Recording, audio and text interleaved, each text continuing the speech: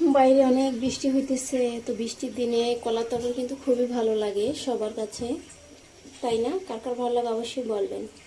আজকে আমি রান্না করে দেখাবো কলার তরকারি। বৃষ্টির দিনে খুবই ভালো লাগে আমার কাছে।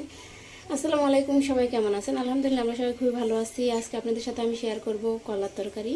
তো কাঁচকলা দিয়ে সরপুঁটি মাছ দিয়ে কীভাবে রান্না করি সেটি আপনাদের সাথে শেয়ার করব। তো সবাই আমার ভিডিওটা শুরু থেকে শেষ পর্যন্ত দেখবেন।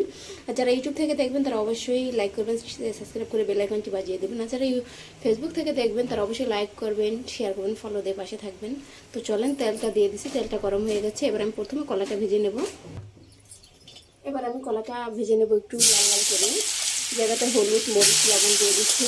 তো কলাটা আমি লাল লাল করে ভেজে নেব। কলাটা আমি লাল লাল করে ভেজে নিচ্ছি। এবার আমি নামিয়ে নেব। বেশি লাল করে ভাজা যাবে না, কোনো রকম একটু সিদ্ধ হলেই নামিয়ে নিতে হবে। কিন্তু বাইরেতে অনেক বৃষ্টি হইতেছে, অনেক ঝড় হইতেছে। এরকম সময় কলার তরকারি কিন্তু খেতে খুবই ভালো লাগে সবার। তো এবার আমি এই তেলের ভিতরে সরপুঁটি মাছটা ভেজে নেব। এবার আমি মাছটা ভেজে নেবো। এমনিতেই কিন্তু এই মাছটা নয়, মাছটা ভাজতে হবে। মাছটা কিন্তু লাল লাল করে ভেজে নিচ্ছি। এবার নামিয়ে নেবো। এই মাছটা একটু বেশি না ভাজলে দেখা যায় কাঁটা কিন্তু গলায় বাঁধে, এর জন্য মাছটা একটু কড়া করে ভেজে নিতে হবে। মাছ ভাজা তেলের ভিতরে এবার আমি পেঁয়াজ কুচি দিয়ে দেবো। পেঁয়াজটা একটু লাল করে ভেজে নেব।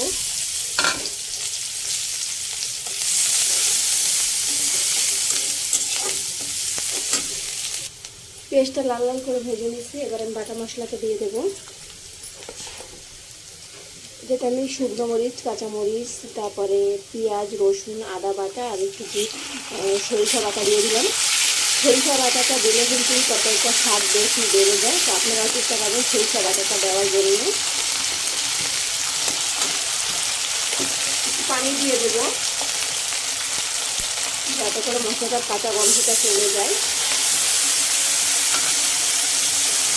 এবারে মশলাটা কিছু সময় ভালোভাবে কষিয়ে নেব।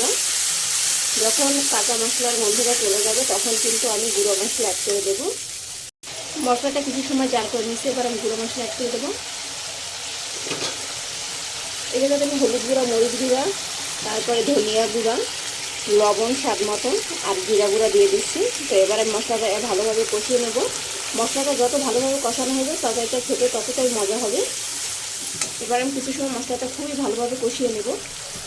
মশলাটা কিন্তু আমি ভালোভাবে কষিয়ে নিয়েছি। এই পর্যায়ে 3টা পাকা মরিচ দিয়ে দেবো। মরিচটা দিলে স্বাদটা আরও দ্বিগুণ হয়ে যায়। মশলাটা আর একটু কষিয়ে নেব। এবার আমি মশলাটা কষানো হয়ে গেছে। এবার আমি কলাটা দিয়ে দেবো, ভাজা কলাটা, যেভাবে আমি ভেজে রাখছিলাম যে কলাটা। এবার আমি কলাটা কিছু সময় কষিয়ে নেব।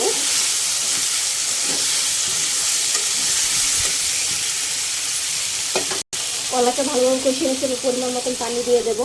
এটা আমি একটু শুকনো শুকনো রাখবো। আপনারা যদি একটু ঝোল খেতে চান ওই পর্যায়ে পানিটা একটু বেশি দিবেন। ঝোলে বলক উঠে গেলে মাছ দিয়ে দেবো। ঝোলে বলক উঠে গেছে, এই পর্যায়ে আমি মাছটা দিয়ে দেবো।